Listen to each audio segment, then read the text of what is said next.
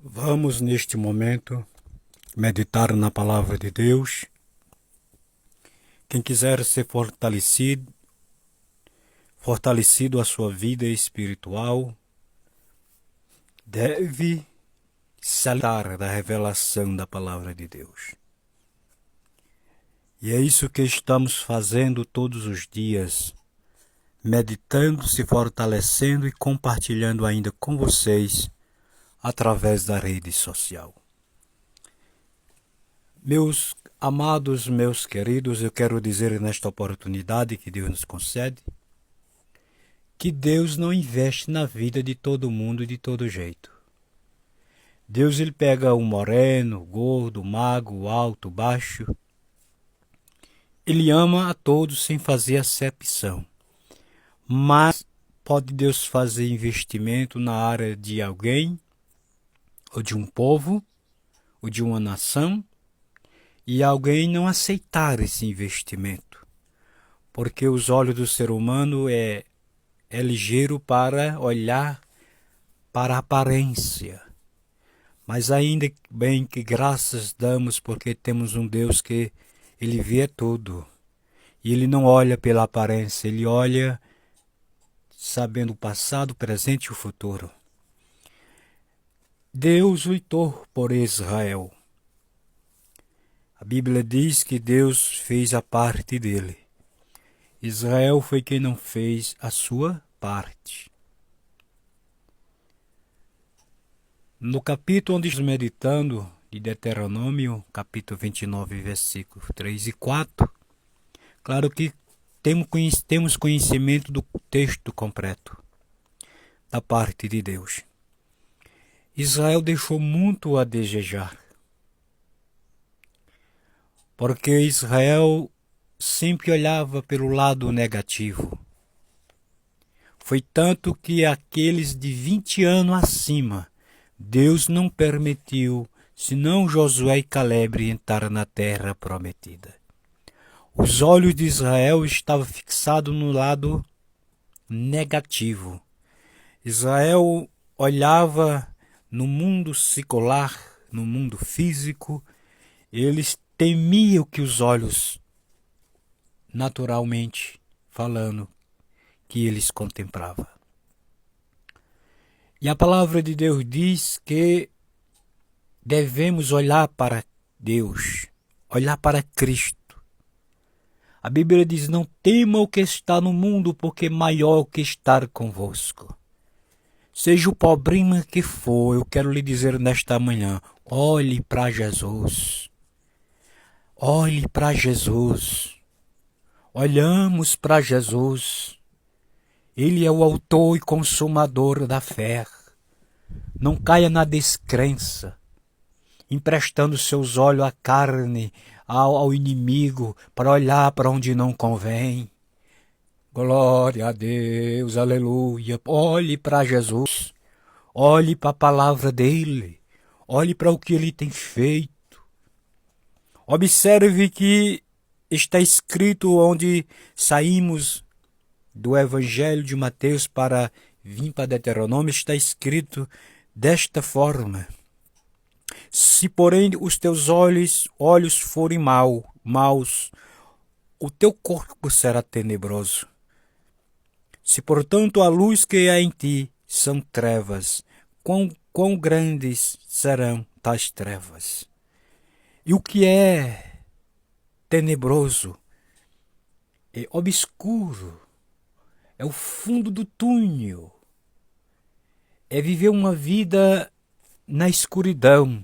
E eu quero lhe dizer nesta oportunidade que tem gente que está quase todo dia na congregação, mas está obscuro, está no escuro. O candeeiro dele, o candeeiro dela não tem óleo. O pavilho, não sei nem se tem mais o pavilho, Jesus. Não dá nem para dizer se tem mais pavilho, porque precisa do candeeiro, precisa-se do óleo e precisa-se do pavio e precisa agora do fogo. São os elementos que devemos entender. Por isso que é bom meditar na palavra do Senhor. Quando você tem um candeeiro, somente o volume, e não tem esses outros elementos que eu te falei, aí fica só na aparência. Só a roupa de cristão, a aparência de cristão, mas aí não pega fogo.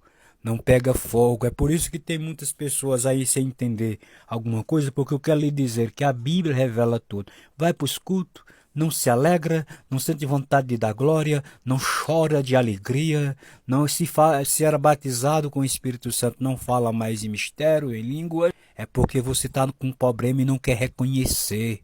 Reconheça diante de Deus.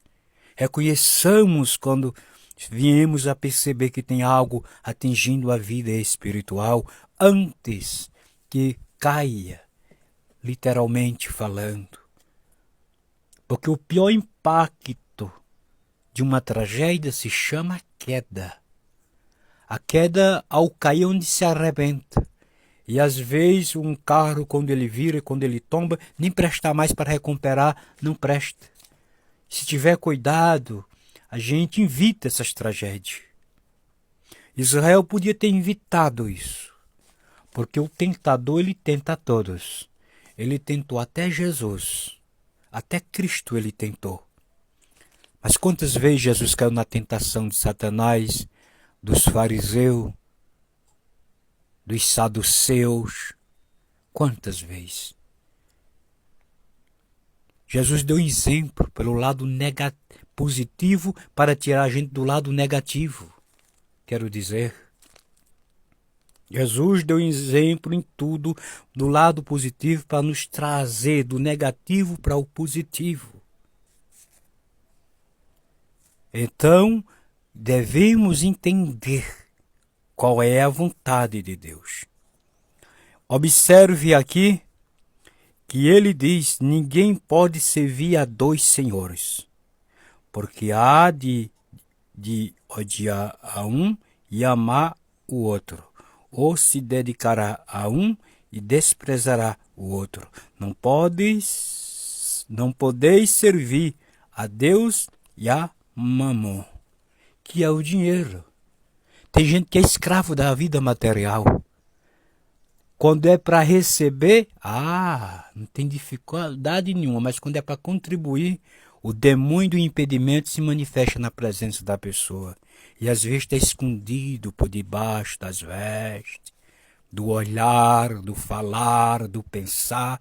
Mas a Bíblia revela. A palavra é luz. A palavra é luz. Tem azeite na palavra. Tem fogo na palavra.